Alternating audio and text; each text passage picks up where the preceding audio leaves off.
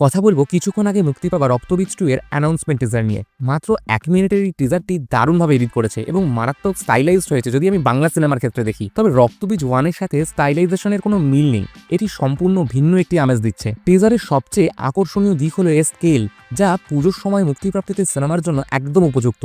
কোথাও কোনো খামতি নেই। টিজারে অ্যান্টাগনিস্টকে সেভাবে দেখানো হয়নি, মেকাররা হাইড করে রেখেছে, কিন্তু অঙ্কুশকে একজন স্নাইপার হিসেবে দেখা যাচ্ছে যে দূর থেকে নিজের টার্গেট হিট করে। তাকে স্নাইপার রাইফেল অ্যাসেম্বল করতে এবং পাহাড়ের উপর থেকে জাম্প করতে দেখা যাচ্ছে। মনে হচ্ছে রক্তবীজের সেই অসুর যাকে মারলে সে আরো গুণিতক হারে বেড়ে যায়, সেই আসল অ্যান্টাগনিস্টই হতে চলেছে অঙ্কুশ। আবির চ্যাটার্জির প্রেজেন্টেশন দারুণ স্টাইলাইজড, আর এই দ্বিতীয় পার্টে গ্ল্যামার অনেক বাড়ানো হয়েছে। নুসরাত কৌশানি এদের আইটেম সঙ্গে দেখতে পাচ্ছি। নিমি চক্রবর্তীকে ব্যাংককে একটি গানে 2 পিস বিকিনিতে দেখা যাচ্ছে, যা ইয়াং অডিয়েন্সকে অ্যাট্রাক্ট করতে পারে, যাতে বেশি করে ইয়াং অডিয়েন্সকে হুক করতে পারে। তাই মেকাররা এত গ্ল্যামারাইজ করেছে ছবিটা। তবে উইন্ডোজ প্রোডাকশনের নিজস্ব ব্র্যান্ড হলো পারিবারিক ছবি, তারা বরাবরই ফ্যামিলি অডিয়েন্সকে টার্গেট করে। রক্তবীজ 1 এর ট্রিটমেন্ট এমন ছিল না, সেখানে একটা ভাই বোনের গল্প ছিল দুর্গাপুজো, গ্রামের দৃশ্য, যেগুলো এবার খুব মিস করব। রক্তবীজ 1 একটি ফ্যামিলি ইনভেস্টিগেটিভ থ্রিলার ছিল, কিন্তু রক্তবীজ 2 সম্পূর্ণভাবে একটি হিরো ভিলেনের টাসেলে পরিণত হচ্ছে। আপনার কি মনে হয় রক্তবীজ 2 ইয়াং অডিয়েন্সের সাথে ফ্যামিলি অডিয়েন্সের কাছেও কি সমান ভালোবাসা পাবে? কমেন্টে জানান। দেখা হচ্ছে পরের ভিডিওতে। টাটা।